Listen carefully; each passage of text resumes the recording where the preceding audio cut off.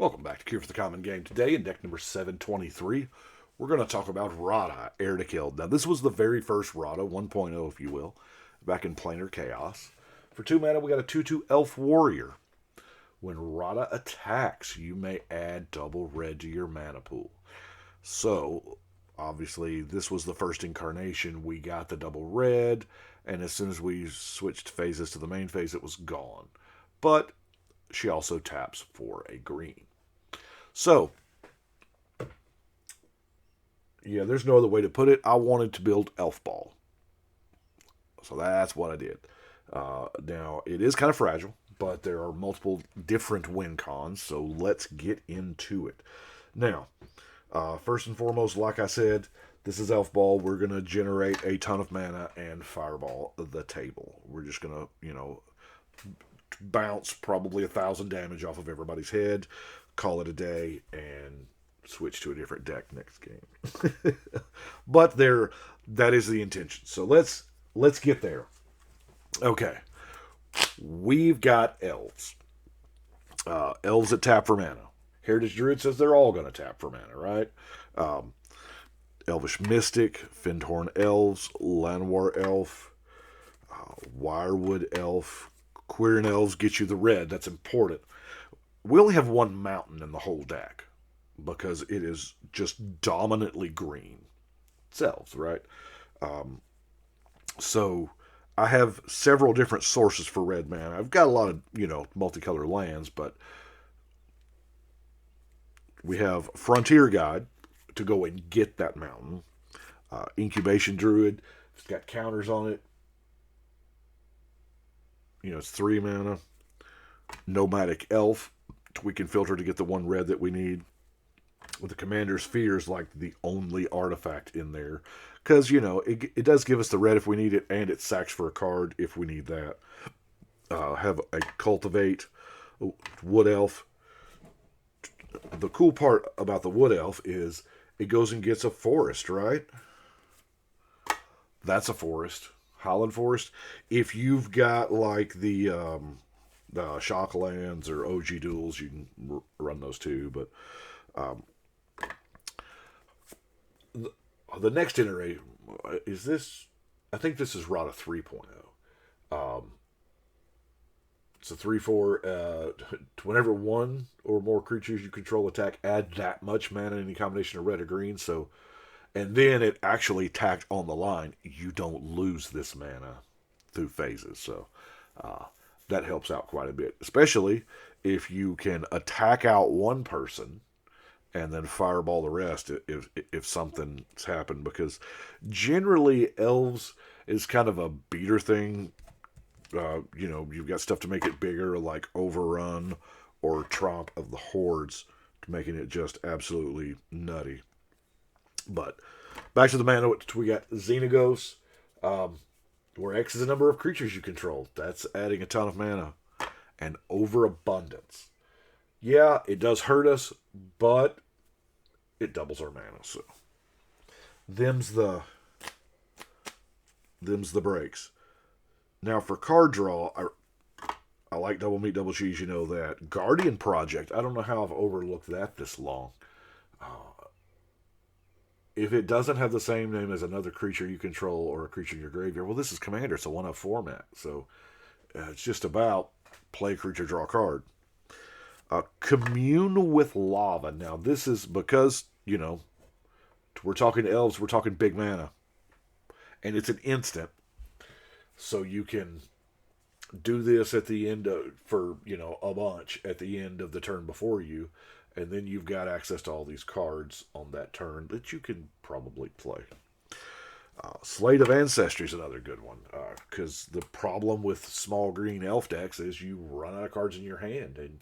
But you've got this, 9 creatures on the board. Well, I don't mind discarding my hand if I don't have anything in it. If it's a 0-card hand. And then you draw however many. And Skull Clamp. Skull Clamp is conditional draw here. Because we do have a lot of elf pump-ups, things that give +1/+1. So, if you can, repeatedly make some tokens and just clamp them, I don't have a problem, slaughtering my own 1/1 elves to draw 2 cards. Here, put on this hat. It fits, I promise. But we've also got, like I said, heavy elf, big mana elves. Marwyn can get there. She doesn't start there, but she can get there. Elvish Archdruid, Priest of Titania. Because what we are looking for is an elf that can produce 4 mana by tapping. Why 4, you say? Because Umbra Mantle, you equip it, it costs 3 to activate the Umbra Mantle. Now, the untap symbol there, they used it for like one set. As it turns out, they didn't really care for it. All the same summoning sickness rules apply to the untap the untap symbol as it does the tap symbol. So the creature has to be tapped in order to activate an untap ability, right? So you tap it for 4 mana, use 3 of it to untap it, and you're left with 1 green mana left over, which gives you infinite green mana. It also makes your creature infinitely large, as the mantle gives you +2/+2. So that is where your fireball mana comes in at. Boom, boom, boom. You can do all kinds of crazy shenanigans. You can fireball. We've got a Staff of Domination, so you can do the everything. Literally just the everything. Tap all their stuff, untap all your stuff, gain infinite life, draw your deck if you want it. If you're going the mass creature route, impact trimmers. You know what I'm talking about, the mass creature route to where you, impact trimmers, Elvish Promenade. Oh shoot, there's a new version of Elvish Promenade that I forgot about. Elvish Harbinger and Sylvan Messenger, of course, going to try to get you that elf that you're looking for. So is the Court of Calling. Wirewood Prize, a decent giant growth impression. Where X is the number of elves in play. So let's look at the rest of the elves. Eva, I really, really like Green Flash. It's not bad. Lizalena Huntmasters, a buy one, get one free on elves. Immaculate Magistrate is going to mess with +1 counters, as well as Jiraga Warcaller. That's the reason why I'm running things like Evolution Sage. We're going to play lands, right? And then Drishkar. Nettle Sentinel works really well with the earlier elf I showed you. Tap 3 elves get... Yeah, it's really good. Glistener Elf, because, sometimes you got to go that way. Wirewood Symbiote. Bounce an elf to untap a creature. Sometimes you just got to have it. Essence Warden, pretty good first turn play, Yavimaya Barbarian, because I really was just looking for red elves, and it was in there. Well-Wisher keeps you alive. Elvish Vanguard, of course, is going to get counters as well. Timberwatch Elf is an old school elf that, talk about giant growth. Jagged Scar is a big beater. Nobody ever wants to attack into Thornwheel. But then we have, the beater route. If we have tons of creatures and we've got that mana, but we don't have the fireball or the whatever, we can just, bring out Azuri here and Elfa Run. That's what I call it. It's Overrun, but just for elves, so it's Elfa Run. That's not a tap ability. You can activate that as many times as you want. And the ability to regenerate another elf is pretty sweet, too. But then we have things like Elvish Champion, which really makes me want to get that new all lands or forest thing, because that would be sick. I didn't pull any of it, and it's still kind of, I don't know. Heedless One just counts the number of elves. Drove of Elves counts the number of green permanents. And then Imperious Perfect. Min and Den lets you make additional land drops, and you can give trample if you want to. Sylvan Offering, going to get a bunch of elves. If somebody else is too, but we don't really care. Praetor's Council. The number one reason why people don't run this is 8 mana. In this deck, that's not that big a deal.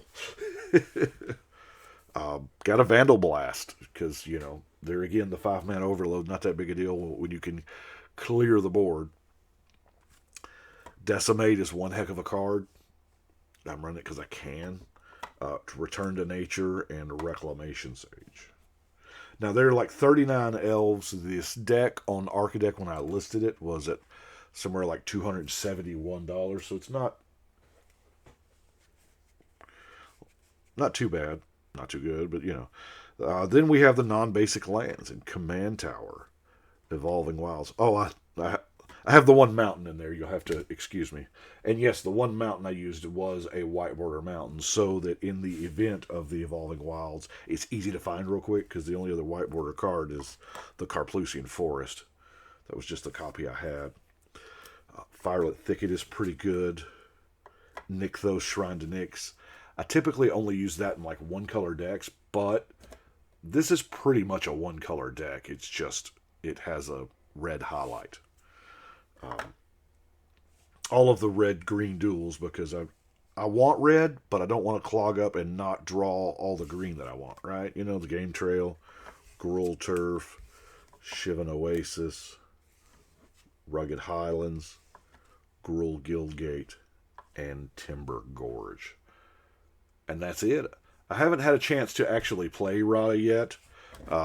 Just finished this deck, I think it was yesterday, so get our... All those are just basic forest, of course. But I had a lot of the elf package, as it were, in that last collection that I had gotten. So figured, why not? Radha. So 723 goes to the wall. And that is it for today. Don't forget, subscribe if you haven't already. No, that's not like a button. It's not a clickable button. It's just a pillow. Anyway, I do appreciate y'all watching. Let me know what you think. Right now, we're going to go ahead and shuffle and cut.